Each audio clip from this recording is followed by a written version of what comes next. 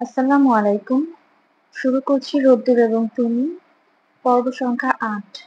কলমে ফারহানা চৌধুরী, ভয়েসে সুমাইয়া ইসলাম। পুরো শ্বাস গলায় আটকে এলো। সে চুপচাপ দেখে গেল সামনে বসা লোকটাকে।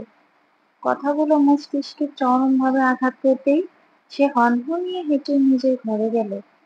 শুধু ঠোঁট বাঁকিয়ে হাসল। এই মেয়ের অকাত তার জানা আছে। বেশি হলে আর কিই বা করবে? কাঁদবে? ব্যাস এইটুকুই। সে উঠে গিয়ে নিজের ঘরে এলো, দরজা আটকে বিছানায় শুয়ে পড়ল। মেয়েটাকে প্যারা লাগছে, আবার অদ্ভুতও লাগছে। মেয়েটাকে সহ্য হচ্ছে না, আবার এড়িয়েও চলতে পারছে না। ওর সামনে এলে অতীত স্মরণ হচ্ছে, দূরে গেলে অদ্ভুত রকমের অসহায় লাগছে। নিজের সাথে দ্বন্দ্বে জড়াতে জড়াতে ক্লান্ত সূর্য। একটু রিফ্রেশমেন্টের দরকার, ঘুম দরকার। ঘুম আসছে না। সে মাথার নিচে এক হাত রেখে উপরে ছাদের দিকে চেয়ে রইল। সে কি খুব বেশিই রূপ ভেদ করছে ওর সাথে? বেশি বেশিই করছে? শুভ্র অদ্ভুত লাগছে, বড্ড অদ্ভুত। ওরও রুমে এসে নিজের লাগেজ নামালো, চেন খুলে ফোনটা হাতে নিল, মেরিনা নাম্বারে ডায়াল করে পাশে রাখলো। রিং হচ্ছে, শোনা যাচ্ছে। ওরও ওয়ার্ড্রোব খুলে একে একে নিজের জামা কাপড় বের করে এনে বিছানায় সেট করে রাখলো। একটা একটা কাপড় ভাঁজ করে ব্যাগে বলতে লাগলো। ফাঁকে ফোনের দিকে চেয়ে দেখলো কল রিসিভ হয়েছে। ওপাশ থেকে মেয়েটার গলাও শোনা গেল। হ্যালো, অরু?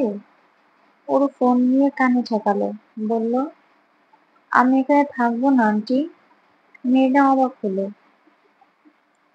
কেন? কি হয়েছে? কি করেছে ও? কি করেনি আন্টি? উঠতে বসতে শুভ্র আমাকে অপমান করছে। আজকে প্রথম দিনে অফিসে গাধার খাটুনি খাটিয়েছে। যা তা লোকের সামনে বলেছে। ইনফ্যাক্ট এখন আমাকে বাড়ি থেকে বের হয়ে যেতে বলেছে। তারপরও বলবে কি করেছে?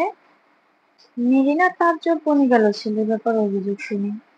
অসম্ভব বিস্ময় নিয়ে বলল, শুভ এসব বলেছে? ও তো এমন না ওরও। ও এমন কেন করতে যাবে? সেটা আমি কিভাবে বলবো? সবকিছুতে আমার পেছনে পড়ে থাকে।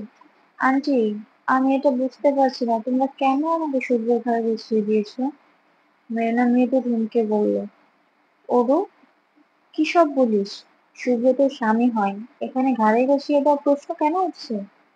ও নিজেকে সামলানোর চেষ্টা করে বলল, এছাড়া আর কোনো শব্দ এসবের সাথে যায় না আন্টি।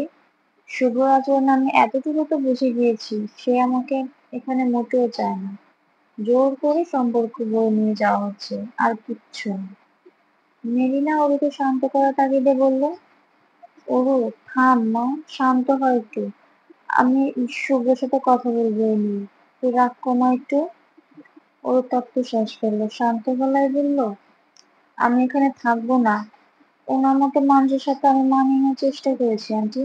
ভালো মতো থাকতে চেয়েছি। এই সম্পর্কটাকে একটা সুযোগ দিতে চেয়েছি। তার এমন ব্যবহারে এখন তাকে মেনে নেওয়ার বা সুযোগ দেওয়ার আর কোনো প্রশ্নই আসে না। মেরিনা হতভম্ব হয়ে গেল। ওর মাথা ঠান্ডা করো, ভুলভাল কোন ডিসিশন নিও না, পরে তুমি রিগ্রেট করবে। ও তাচ্ছিল্য করে হাসলো, ফোন কেটে দিল তৎক্ষণাৎ। ওপাশ থেকে মেরিনা তখনও কথা বলছে। ওর প্রচন্ড অদ্ভুত লাগছে। সে জামা কাপড়গুলো লাগেজে ভরে চেন আটকালো। ঘরের দরজা খুললো গিয়ে। ফোন এক হাতে নিয়ে আর এক হাতে ব্যাগ নিয়ে বের হলো ঘর ছেড়ে। সব দিকে নজর বুলিয়ে শুভ্রকে নজরে এলো না। ওরও রাগে কপালের ভাঁজ টান টান হয়ে এলো। বিশ্রী রকমের অনুভূতিরা বাসা বাঁধলো মনে, মস্তিষ্কে। ওর চোখ জলে টইটুম্বুর তখন, বক্ষ পিঞ্জরে অদ্ভুত রকমের তিক্ত ব্যথা। কণ্ঠনালী রোধ হয়ে আসছে কান্না আটকানো তাগিদে। ওরু ব্যাগ টেনে দরজা খুলে এরপর বেরিয়ে গেল ঘর ছেড়ে। ফোন বাজার শব্দে ঘুম ভাঙল শুভ্রর। তখন ঠিক কটা বাজে তা খেয়ালই নেই। ফোন বাজতে বাজতে কেটে গিয়েছে। মস্তিষ্ক থিতিয়ে আছে সদ্য ঘুম ভাঙায়।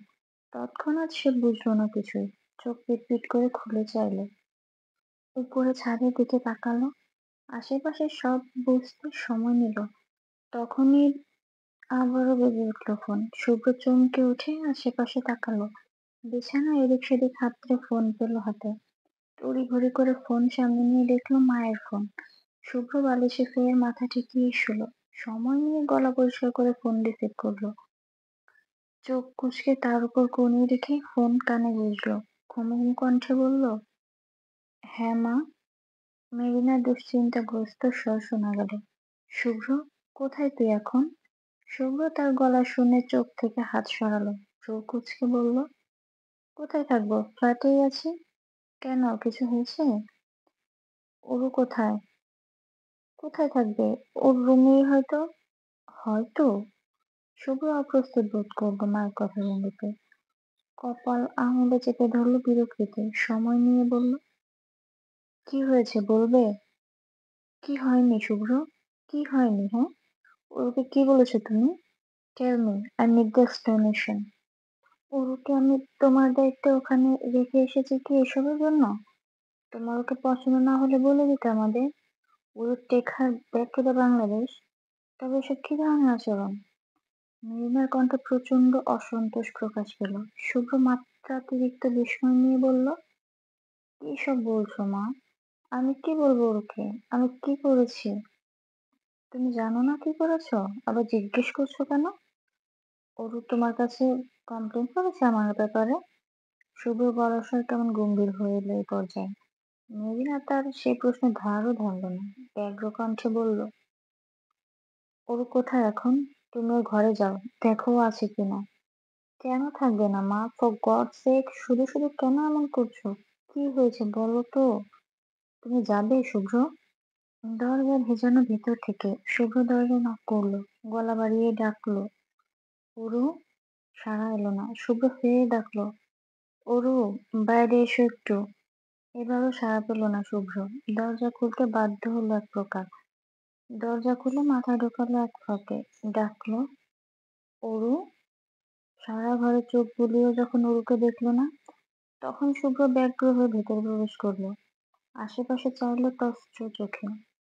উৎকণ্ঠিত হয়ে সারা ঘর খুঁজে চলল মেয়েটাকে। মনে হলো বুকটা কেঁপে উঠছে ক্ষণে ক্ষণে। বিচিত্র ধর্মী বিশ্রী অনুভূতিতে ভিতরটা পুড়ে গেল। শুভ্রর কানে গুঁজে রাখা ফোন থেকে তখনও মেরিনার গলা আসছে, শুভ্র। কিরে, পেলি মেয়েটাকে? কই ও? শুভ্র কান থেকে ফোন নামালো, নিঃশব্দে কেটে দিল কল। ছুটতে ঘর ছেড়ে বেরিয়ে এলো। সারা বাড়িময় খুঁজে চলল ওরকে। দুশ্চিন্তাটা গ্রাস করে নিচ্ছে তাকে। ওরও কি তার কথাকে খুব বেশি গুরুত্ব দিয়ে ভেবে নিয়েছে? সত্যি সত্যি কি বাড়ি ছেড়ে চলে গিয়েছে? Sheet, sheet, sheet. শুভ্র নিজের চুল খামচে ধরলো নিজের প্রতি তীব্র আক্রোশে। ওরও এখানের রাস্তাঘাট মোটামুটি চিনলেও তেমন একটা তো চেনে না।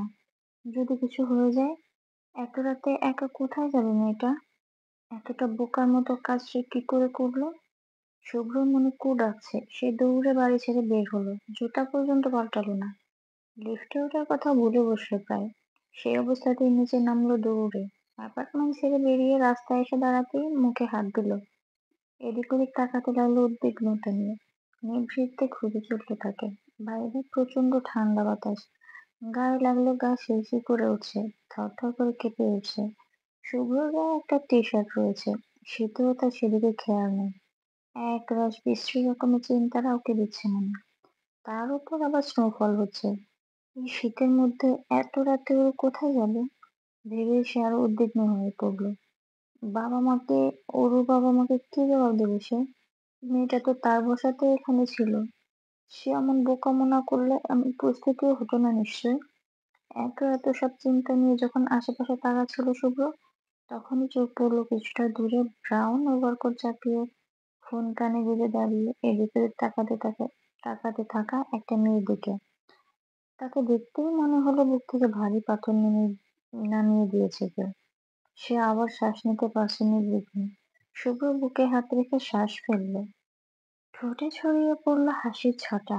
ত্রস্ত পায়ে হেঁটে গিয়ে মেয়েটার সামনে দাঁড়াতে অরু নামক মেয়েটা চমকে উঠে তাকালো তার দিকে।